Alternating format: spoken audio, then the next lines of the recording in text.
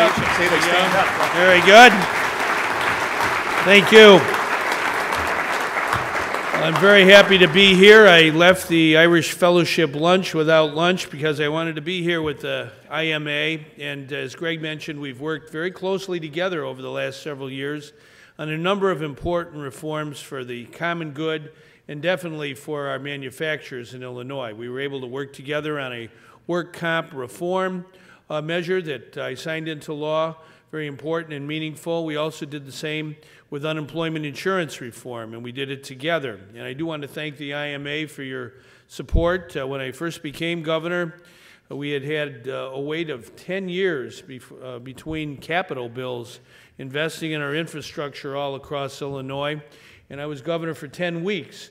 And together with labor and business and many, many people all across our state, we put together the biggest capital program in the history of Illinois, and it's bearing fruit. Just the other day, last Friday, we opened the Lower Wacker Drive here in Chicago. It took a lot of work, a lot of effort by a lot of people, but it did create economic opportunity and growth by investing in our roads. We've done 7,700 miles of roads since I've been governor. We've done over 1,000 bridges. We've invested in our rail system. We invest in clean water. Matter of fact, right now, we have a $1 billion initiative for clean water. I was in Pekin the other day, and we're working on a program there for their wastewater treatment facility that employs 170 people in the construction, and it's very, very important for our business to have access to clean water. I think those are just a few examples of the things we've worked on in the past. I want to thank IMA for your help this past year because we had to restructure our Medicaid program in Illinois. If we didn't restructure it, we'd have a $17 billion deficit in a very short while. A report came out at the beginning of the year. I made a speech, this budget speech, and laid out our program of having to reduce our Medicaid liability by almost $3 billion, $2.7 billion. We worked together on that, and we were able to accomplish that this year. And I want to thank our legislators who have joined us here today. We understand the importance of teamwork, that members of the legislature, whether it's on our capital bill or Medicaid restructuring, reforming work comp and improving the employment insurance system in Illinois, all of this we have to do together and work together. And that's why I wanted to talk today about the importance of pension reform for our state of Illinois, public pension reform. It's easy to say, extremely hard to do, because we've had for 70 years in Illinois this problem confounding our state. We've gone through 12 governors, 13 speakers of the House, and 12 Senate presidents in the course of time over that 7 decades, where the pension problem has continued to get worse and worse and worse. In April of this year, I made a speech and laid out a comprehensive plan to get us to rescue our pension systems, I guess I would say. It's designed to make sure that our liability is reduced. Right now, it's the worst in the whole country, our pension liability, 50th out of 50 states. We have a plan, a solid plan, to do what we have to do as a state in Illinois and as a society. And we laid that plan out. We've been working on it ever since. It's not an easy thing to do, as you can tell, after 70 years. But I'm happy to say that now that the election is over, there, I think, is the best opportunity, really, in my lifetime, I'm 63, that we have to actually enact fundamental reforms in our public pension systems. There's 4 major ones: the teachers' retirement system, the state university retirement system, the state employees retirement system, and then one for elected officials. What we have to do is we have to understand that if we don't reform these systems, which right now the liability is $96 billion.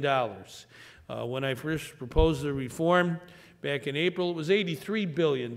So it's grown by $13 billion just since April to this time. Every day, the pension liability goes up by $17 million. $17 million a day. And the problem is, by law, by constitutional mandate, we're required to pay whatever the current law requires on pensions. And I've done that as governor. I'm the first governor ever to really pay the first amount year after year, the full amount of what we had to do for our pensions. And I will continue to do that because that's a sacred obligation.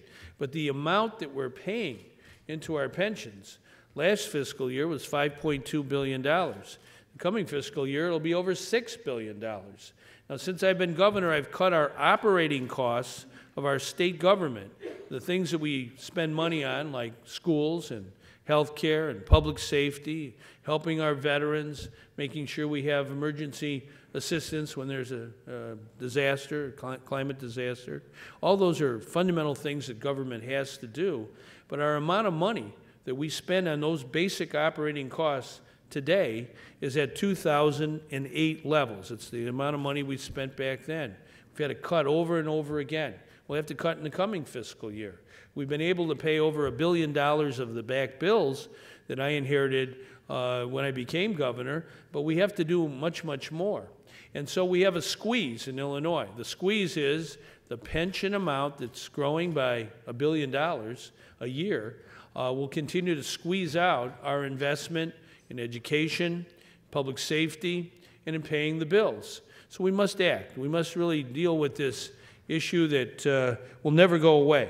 That's, I think, the bottom line. We have to understand that if we delay, postpone, temporize, wait till the next election, it'll get worse. It'll be worse than $96 billion. And this is very important for our businesses all across Illinois, large and small. We don't want to have a state that has the worst pension liability in the whole United States. I did not create the problem. I inherited the problem, but my job is to work with you and many, many more men and women across Illinois to resolve this problem. And we can do that in the best traditions of Abraham Lincoln's democracy. We believe in government of the people. We've had a pension working group working on this issue, members of the legislature, members of my staff. We called a special session in August. Some people told me it's before the election. It's not going to happen. They're not going to take any hard votes before an election. But I thought it was necessary to have a time in August where we did come together as a legislative branch and executive branch to deal with this very, very fundamental issue that affects our state. And in my opinion, 99% of life is showing up, and showing up to do something important if you're a member of the legislature and a member of the executive branch. So we did not succeed in August. We warned members of the legislature by just postponing this till after the election. We risked the very serious risk of having a downgrade in our credit rating from the credit rating agencies. They're very alarmed by what Illinois has been doing for, frankly, 70 years. And also in recent years, governors have allowed for the COLAs, the cost of living adjustments, to be compounded. Some proposed early retirement plans that were extremely costly to the pension systems. And all of these things have kind of come together and aggravated the situation. No one really did anything about that in the past, frankly. There were efforts here and there to try and put a Band-Aid on it, but we have to deal with the fundamental issue, and that's what we're doing right now. That's why after the election, and just this past week, a group of legislators, about 20 of them, bipartisan group, came together in Springfield and said that, yes, we do have to do pension reform. They have some ideas. We're actually costing out their ideas, according to the actuaries, to see if we can come up with the recipe, the ingredients necessary to get 60 votes in the House and 30 votes in the Illinois Senate for pension reform. To the credit of the Illinois Senate, they did get 30 votes earlier this year for a pension reform measure that would affect the state employees and the General Assembly retirement system, 2 of the 4 systems. They did not act on the teachers' retirement system or the state university system, but they did move a bill over to the House. It's still there, and that is certainly a beginning of getting our hands on this very difficult challenge. I think it's important for the good of Illinois, for the good of our investment, especially in education, that we act on this issue between now and January 9th. That's 33 days away. Now, the legislature won't be convening again until after New Year's, but their plan is to be in Springfield on the 3rd of January, the 4th, the 5th, the 6th, the 7th, the 8th, and up to noon on the 9th, this session of this group of the legislators. Then there'll be a new group sworn in on on January 9th. So it's very, very important that between now and January 9th at noon, high noon, that we act together as a state to get something very important done for our economy, for our businesses, for our workers, for our students, for all of us. And we can do this. I believe in the power of democracy, where good people of both parties and both houses work together. And I've talked to our legislative leaders on a regular basis, our members, and we're going to continue to work on this in the coming month. We can do this. Northern Illinois University is going to win the Orange Bowl on January 1st. We'll show the whole world. And I'm going down there, and then we're coming right back to make sure we get the job done for the people of Illinois. The power of democracy is a God-given gift. It's very, very special that we have the right of self-government.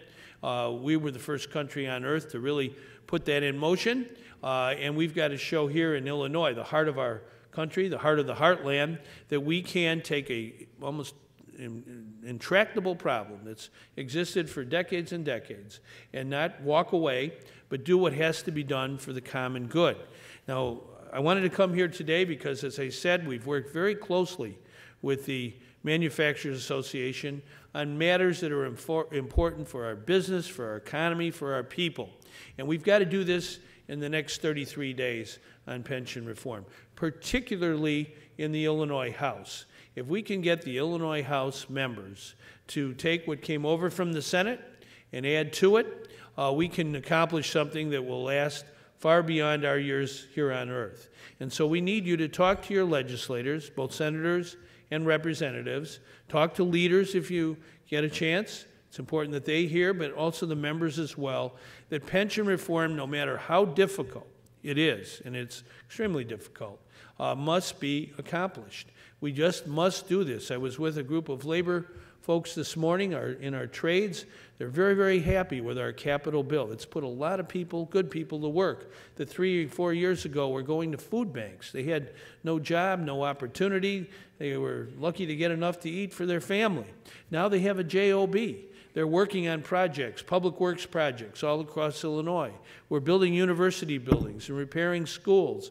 We're laying fiber for the broadband fiber across Illinois, 4,100 miles. We're doing things for our railroads that bring passengers faster to their destination and goods to market.